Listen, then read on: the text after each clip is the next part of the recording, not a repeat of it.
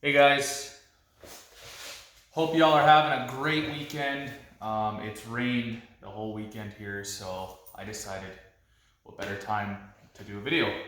So today's video is kind of brought in result of the Supra being done. Since the car's been done and I posted the first video of the car running, I've had 3 or 4 pretty stout offers on the car. And my intention was never to sell the Supra, but I have been offered enough money to get my mind thinking, sell the car, buy something like a C606, have a pile of money in the bank, sell a car, buy a stock right-hand drive, enjoy it, have a bunch of money in the bank, sell a car, finally buy a Gallardo or a R8 or something like that.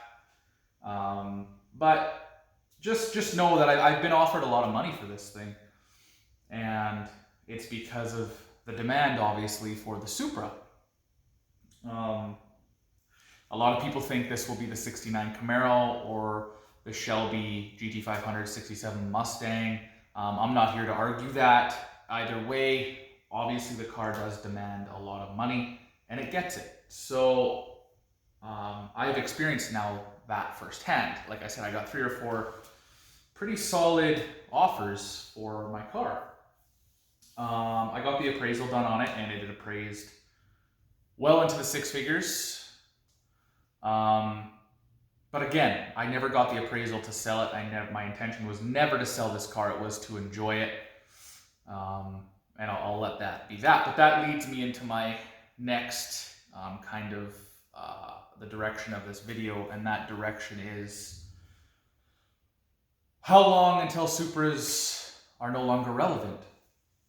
And I not that I really care, but it's just something I think about, right? I built this car to be enjoyable, to be reliable. I could take it coast to coast. It could make 700, 800, even maybe 900 horsepower on race fuel.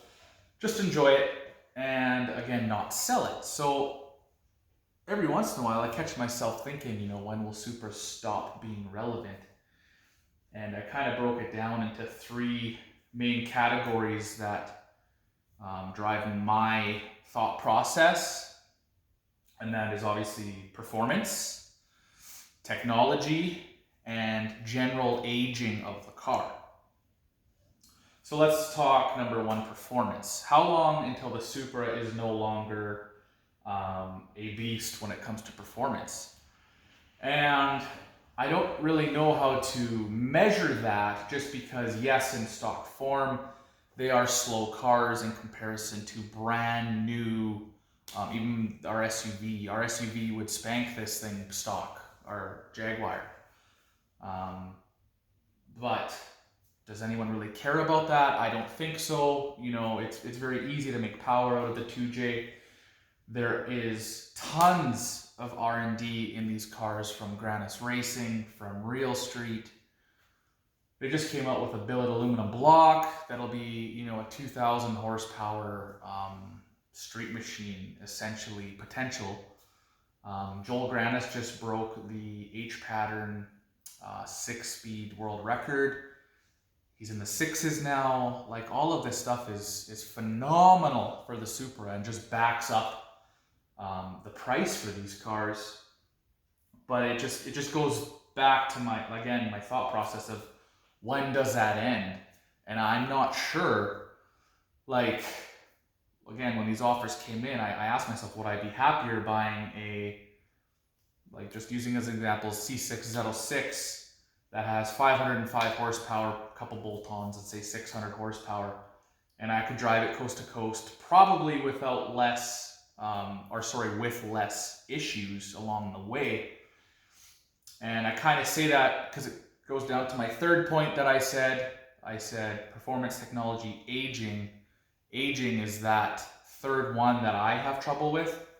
The car is a 95, and a lot of the interior, like the pins that hold in everything, are breaking.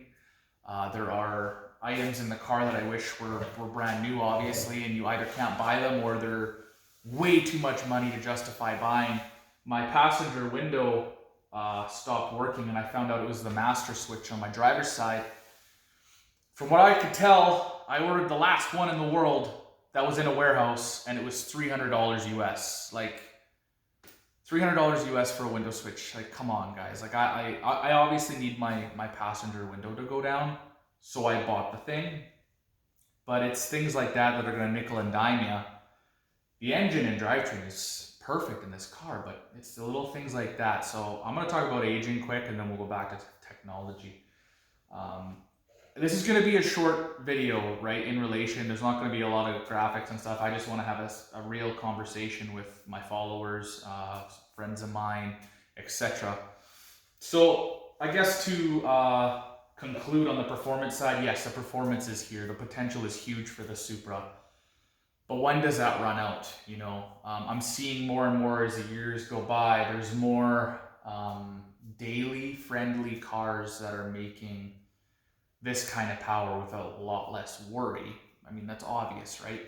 And that's a lot due to technology and you name it. But I don't think for performance that the car is stale dated yet, that's for sure, especially with all the companies still pouring in R&D to these cars. They're still very much relevant. There's still not a huge amount of cars that can do, you know, what this car can do. I'm gonna say this lightly because I know obviously there is cars, but like I could take this car coast to coast still and not have a worry. You could do that with the GTR, obviously, like the R35s. There are cars I've owned that are newer than this that I wouldn't even think about taking coast to coast. You know, so it still has a special performance, reliability aspect to it for sure. I'll just leave it at that because that's my thoughts on it. Feel free to chime in on your thoughts on that. But like I said, let's go back to aging.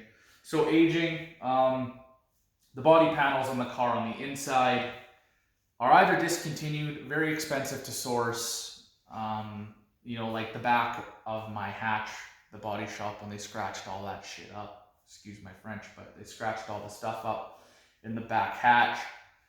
I'm not going to source all that. I'll probably, I don't know how I'm going to fix it, but again, that whole thing to replace would probably be $1,500. I'm talking in Canadian dollars, by the way, so all my American friends don't jump out at me. I did buy a new center console for the car, which actually wasn't bad. That was $250, but it's just all that stuff that I have to put into this because the car is aging. Just little things here and there, bushings. You know, I'm always going to have to kind of be on top of that stuff, especially if I do want to take the car and drive it in the country, you know what I mean, like coast to coast. Whereas if I bought a newer vehicle, you wouldn't have to worry about that so much. I have heard horror stories about the C606, so with bushings and all that stuff, back suspension, front suspension, which gets really expensive. But that's neither here nor there. I'm not comparing the car to the C606 at all. If I could have a brand new Supra with this power and a brand new C606, you know, I would take the Supra all day, every day. That's just my opinion. I do like the C606 though, so don't get me wrong. Like I said, I'm just getting these offers and I'm thinking to myself, you know, okay, well, I could have a lot of money in the bank and have a C606. So that's where that's coming from. So aging, I think the car is on a lower scale because it is aging. As the car gets older, you know, you do find that you're spending more money on stuff you don't want to spend your money on. And that was me. You know, I spent a lot of money on this car, obviously. And, you know, I spent a decent amount on OEM interior panels and OEM interior clips, just stuff of that nature that I would rather not spend my money on. So yes, the car is aging. You can't help that. Whether, you know, if you do a ground up restoration, maybe you're one of the few that aren't affected so much of the car aging. My Targa seals are leaking. That's a big example that, you know, I have new Targa seals in the house, but I don't want to change them. Car was just painted.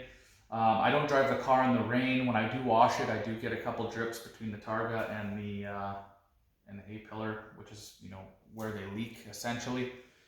But it's just stuff like that that sits in the back of your mind, and you're like, just another thing. So aging is something that is a negative point on the Supra, I guess. But again, does that weigh a lot? I don't know. But aging kind of trickles down into the next subcategory, which is technology.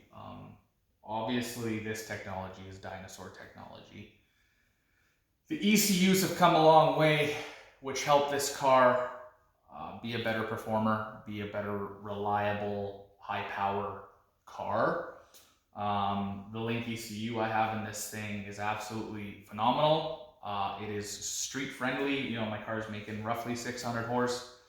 Starts right up, drives like a normal car. It is phenomenal. The engine block from Real Street and Joel Granis. Thank goodness for Joel Granis, because the transmissions in these cars are very hard to source parts for, very expensive. So thankfully he came along. He found an awesome solution, which is a T56. But when you compare this to the new Corvette, when you compare this to, I know Lambos are way up there in price, but if you compare this to ZL1 Camaros, anything that would, normally compete with this thing at this level, they are eons ahead in technology. And I know you can get there in this with regard to the drivetrain, but I'm talking about creature comforts too, like the Vet and the ZL1. I'm not sure if they come with it, but just for example, you got your heated cooled seats. The Jag does. I'm pretty sure the F-Type does too. But you got your heated cool seats. You got all your creature comforts. If you took this thing for a drive to Vancouver, 12 to 16-hour drive, depending how you drive, you have everything you would ever need in that drive, right? I know you could buy head units that are Bluetooth friendly, but a lot of cars, you just set your car on the dash, or you set your phone on the dash and it charges. So that's, technology is something that this car is obviously behind on, and it's because of aging. So my take on it is that, the performance side of this car is phenomenal, and it still is phenomenal. And I don't really know if that'll ever go away. A lot of people think that Fast and Furious did do a boost in value with these cars. And my personal opinion on that is maybe it did a bit, but I don't think it's got the car to where it's at today. The car is a proven, reliable, high power, gorgeous car.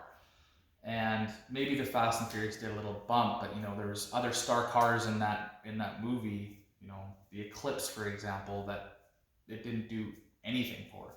So I think this and the R34 GTR are cars that speak for themselves, really. Maybe it helped it a little bit, but I don't think it's made the car to where it is today for obvious reasons.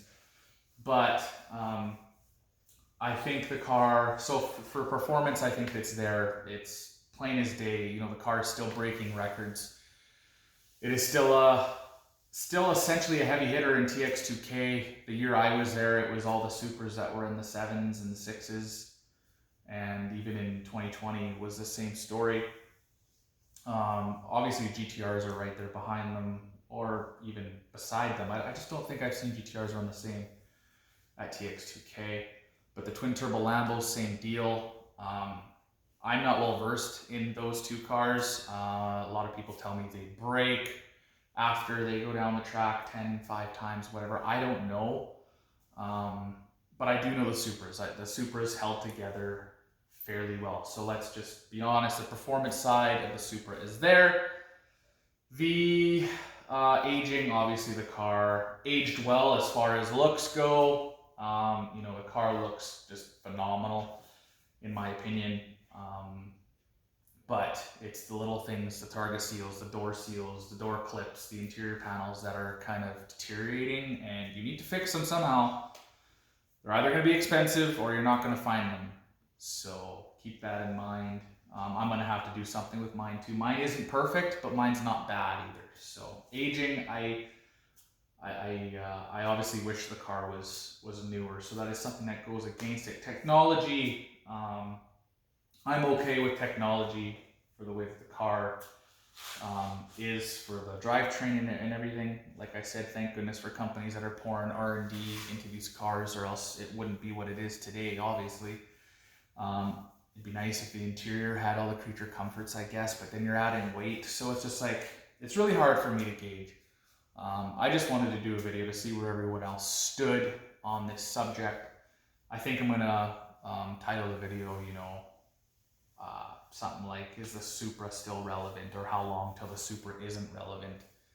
I'm curious what everyone thinks. Like I said, I don't have plans right now of the car going anywhere. Put all this money into it, I want to enjoy it. I want to see the number on the dyno. I want to be able to drive it, enjoy the car. So that's what I'm going to do. We'll see if these offers keep coming in, you know, at the level they are, and we'll see how far that goes. But I don't, at this time, I don't have any plans for selling it. So I hope this video, you know, gave you guys some insight, gave you food for thought. Share your opinions with me. This was definitely by no means meant to be a angry video at all. I love all cars. You know, I've even thought about getting into an R35 GTR. I just had a buddy buy one, and he had to spend $13K on a transmission service. So it's stuff like that, you know, and then that kind of goes for a positive for the Supra. You're not spending $13K on a tranny service. $13K buy you a brand new Getrag for this thing, right? So it's just like, there's so many balances that you got to toss up. But I think I'm going to conclude the video there. Like I said, please comment. If you enjoyed the video, there's lots of Supra stuff going on. STI, Jag. I'm actually resting my tripod on the STI scoop right now. But give the video a thumbs up if you enjoyed it, and subscribe. All right, guys. Peace.